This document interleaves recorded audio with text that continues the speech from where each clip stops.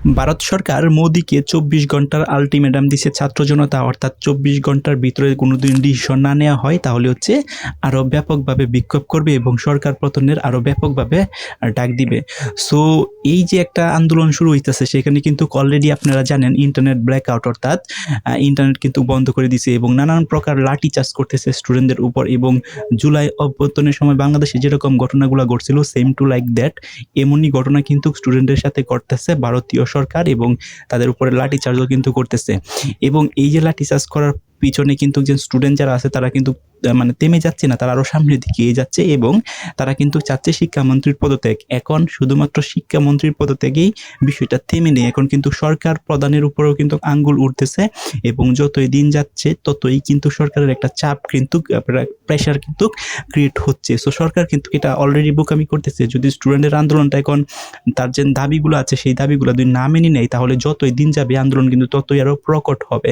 কারণ ছাত্র আন্দোলন কিন্তু একটা ব্যাপক আন্দোলন এবং ছাত্রদের সাথে যারা সাধারণ জনগণ আছে তারাও কিন্তু যোগ দিছে এবং এই ছাত্ররা যেন আন্দোলন করতেছে তাদের যেন খাবার, পানি, দ্রব্য বা প্রয়োজনীয় যে জিনিসপত্র সেগুলো কিন্তু সাধারণ মানুষরা প্রোভাইড করতেছে।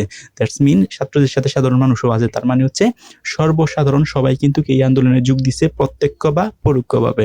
সো এখন সরকার মোদী কিন্তু গত কয়েকদিন আগে ফেসবুকে আসছে, এসে কিন্তু টোটালি বলে দিছে যে শিক্ষামন্ত্রীর পদত্যাগ এটা কখনো হবে না, আর স্টুডেন্টরা চাচ্ছে শিক্ষামন্ত্রীর পদত্যাগ। এখন প্রশ্ন হচ্ছে কেন পদত্যাগ চাচ্ছে শিক্ষামন্ত্রী স্টুডেন্টরা? কারণ এই দিল্লি হচ্ছে একটা মেডিকেল কলেজে যে সময় মেডিকেল পরীক্ষা হয়েছিল সেখানে কি প্রশ্ন ফাঁস হওয়ার অভিযোগে কিন্তু এই আন্দোলনটা আস্তে আস্তে এতটা তীব্র এবং প্রকট এবং ভয়াবহ অবস্থা কিন্তু ধারণ করছে। এখন যতই দিন যাচ্ছে ততই কিন্তু এই যে একটা আন্দোলন সেটা কিন্তু আরও সামনের দিকে এগিয়ে যাচ্ছে।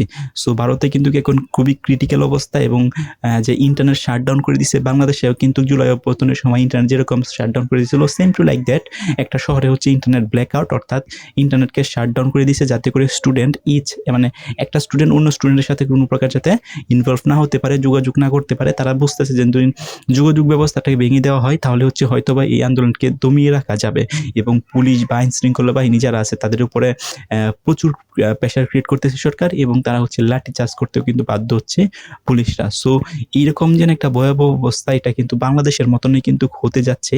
সো দেখা যাক এখন কি হয়, যতই সামনের দিকে অর্থাৎ যতই দিন আগাবে ততই কিন্তু এই আন্দোলনটা আরো প্রকটভাবে হবে। আপনি চিন্তা করে দেখেন এই আন্দোলন থেমে যাইতো তাহলে প্রথম 2 দিন 3 দিন আন্দোলন করার পর কিন্তু স্টুডেন্টরা এই আন্দোলনটাকে কিন্তু থেমিয়ে দিত, কিন্তু যেহেতু এতদিন হয়ে গেছে এখন পর্যন্ত স্টুডেন্টরা আন্দোলন থামাইতেছে না, দ্যাটস মিন তাদের যেন অধিকার আছে সেগুলো যতদিন পর্যন্ত আদায় না হয় ততদিন পর্যন্ত মনে হয় স্টুডেন্ট আন্দোলন চালিয়ে যাবে। এখন সরকার পক্ষ থেকেও কিন্তু এইটা একটা ডিক্লিয়ার দিছে যে শিক্ষামন্ত্রী কিন্তু পদত্যাগ করাবে না।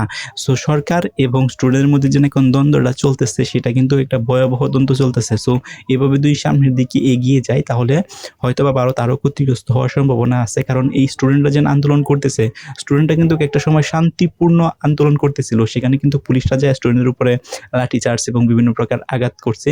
এটার কারণে কিন্তু স্টুডেন্ট যারা আছে তারা কিন্তু আরো ব্যাপকভাবে সেটা আন্দোলনটাকে আরো ব্যাপকভাবে প্রকটভাবে সামনের দিকে এগিয়ে নিয়ে যাচ্ছে এবং সাধারণ ছাত্র যারা আছে এবং ছাত্রদের গার্ডিয়ান এবং হচ্ছে জনসাধারণ সবাই কিন্তু এই আন্দোলনে আস্তে আস্তে যোগ দিচ্ছে। সো এই আন্দোলনটা কিন্তু একটা ভয়াবহ পরিস্থিতি আরো ক্রিয়েট করবে, এটা কিন্তু দেখাই যাচ্ছে। সো এখন যদি ভারত সরকার এই ডিসিশন না নেয় বা ছাত্রদের যেন একটা দাবি আছে সেই দাবিটা যদি না মেনে নেয় তাহলে আরো ব্যাপকভাবে ভারতের ক্ষতি হওয়ার কিন্তু একটা সম্ভাবনা আছে। সো আপনাদের মতামতটা কি? আপনাদের মতামতটা আমার এই ভিডিওর কমেন্ট বক্সে জানিয়ে